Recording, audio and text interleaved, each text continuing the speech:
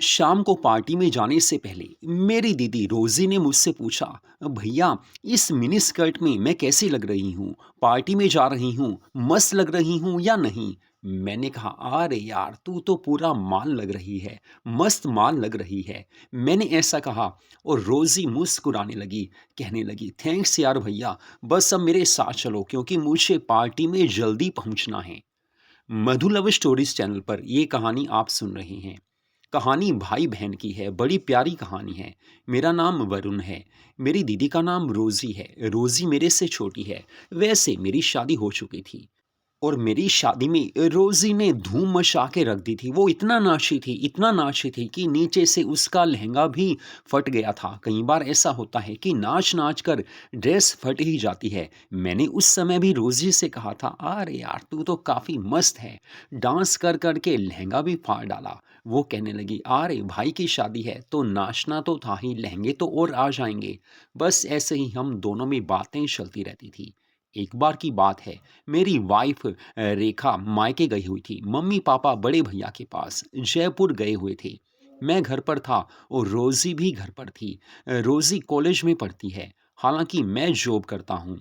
तो हम दोनों घर पर थे और मुझे काफ़ी उस समय अच्छा लग रहा था कि चलो रोज़ी के साथ 3-4 दिन रहने को मिलेंगे।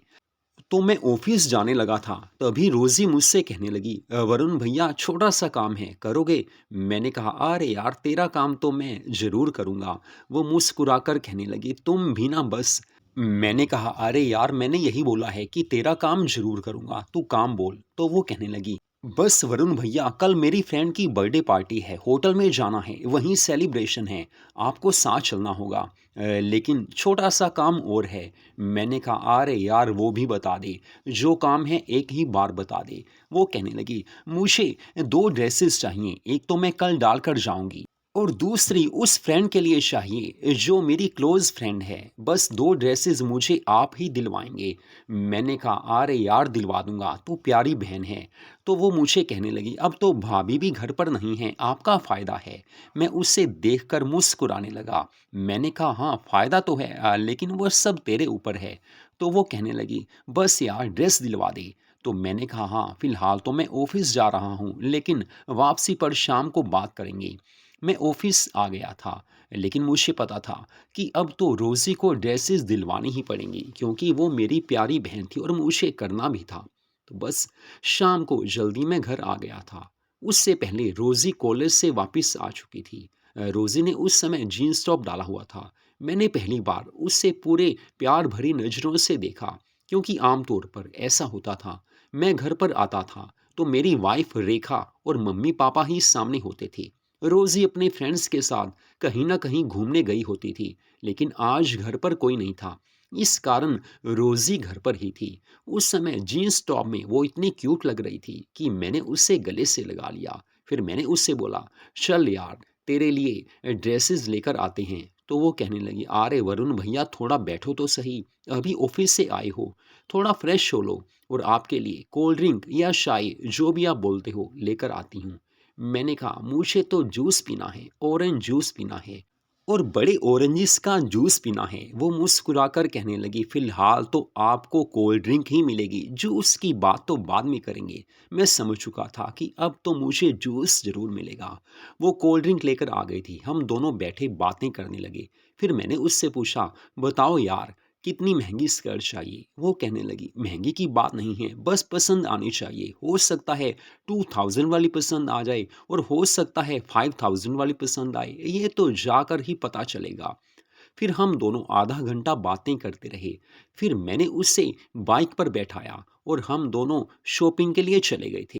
बाइक पर वो मेरे पीछे बैठी थी। मैंने उससे कहा, "अरे यार कसकर पकड़ ले, ऐसा ना हो कि गिर पड़ो क्योंकि तुझे पता है कि मुझे फ़ास्ट स्पीड की आदत है।" वो कहने लगी कि हाँ, मुझे पता है, कहीं भी हो तुम्हारी स्पीड बस फ़ास्ट ही होती है।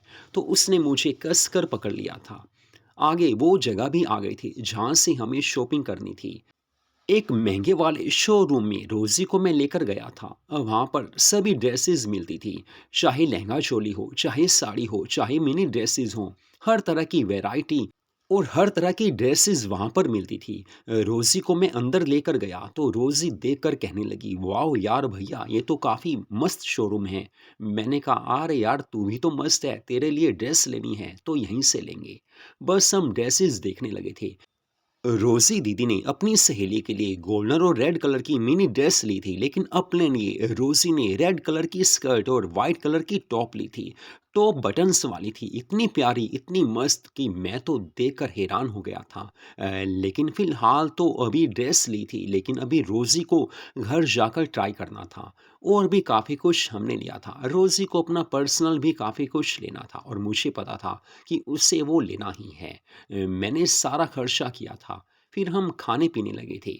रोज़ी को तीखी मिर्चें काफ़ी अच्छी लगती हैं। हम चाट खाने लगे तो वो कहने लगी, भैया थोड़ी तीखी मिर्चें डालो, मुझे ज़्यादा मिर्च वाली चाट चाहिए।"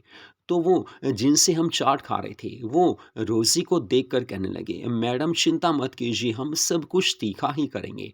तो उन्होंने और ज़्यादा मिर्च वाली चाट रोज़ी को दी थी। मैं भी रोज़ी को देख रहा था, क्या मस्त है यार! तो उसके बाद हम घर आ गए थे। फिर घर आकर मैंने कहा, अरे रोज़ी यार तू वो ड्रेस डालकर तो देख, ऐसा ना हो कि कल पार्टी पर वो ड्रेस डालनी हो और फिटिंग सही ना हो। रोज़ी कहने लगी, ये बात भी सही है, लेकिन उससे पहले हम जो होटल से खाना लेकर आए थे वो खाना हम खाने लगे थे। 2 घंटे खाना खाकर हम एक दूसरे से बातें करते रहे। फिर रोज़ी कहने लगी, चल यार वो ड्रेस डालकर ही देख लेती हूँ। फिर वो अपने रूम में चली गई थी। ड्रेस डालकर वो बाहर आई तो मैंने देखा, अरे यार इतना मस्त मॉडल, इतनी मस्त आइटम मैंने पहले नहीं देखी थी। रेड कलर की मिनी स्कर्ट और साथ में वाइट कलर की बटन्स वाली टॉप, वो इतनी कयामत लग रही थी। मैंने उससे कहा, बस रोज़ी यार तू पार्टी पे कल जाएगी, हर कोई तेरा दीवाना हो जाएगा, सबकी नज़रें मस्त माल पर ही टिकती हैं। वो मुस्कुराकर कहने लगी, अरे यार भैया कल देखना, अभी तो ड्रेस डाली है, कल मेकअप होगा, फिर देखना क्या कमाल करती हूँ, क्या धमाल करती हूँ। फिर मैंने उससे कहा, फिलहाल हमारा धमाल तो अभी होना चाहिए। वो कहने लगी, हाँ वो तो होगा ही। फिर हम दोनों ने धमाल मचा ही दिया था। 2 घंटे तक धमाल चलता रहा था। फिर बस अगले दिन सुबह नहा धोकर मैं फ्रेश हुआ। रोज़ी तब तक उठ चुकी थी। नहाकर वो बाहर आई तो काफ़ी प्यारी लग रही थी। हालांकि सुबह वो लेट उठती है, लेकिन अब जब घर पर मम्मा-पापा नहीं थे, मेरी वाइफ़ रेखा भी नहीं थी, तो उससे भी जल्दी उठना होता था। वो कहने लगी, "आज कॉलेज की छुट्टी करूँगी, बस आप शाम को जल्दी आना क्योंकि पार्टी पर जाना है।" मैंने उसे गले से लगाया और कहा, "अरे रोज़ी चिंता मत कर, दोनों पार्टी में जाएँगे, धूम मचाकर आएँगे।" वो मुस्कुराकर कहने लगी, "धूम तो बाद में मचाएँगे, लेकिन पहले तो पार्टी पर जाना है।" फिर मैंने उसे 10,000 रुपीज़ दे दिए और कहा, ये रख अपने पास, कभी ज़रूरत पड़ जाए तो और माँग लेना। वो खुश हो गई थी। मुझे पता था कि ये तो करना ही पड़ेगा, जब लेनी है तो ये सब तो करना ही पड़ता है। वैसे भी रोज़ी मेरी प्यारी बहन थी, जिसके लिए मैं कुछ भी कर सकता था।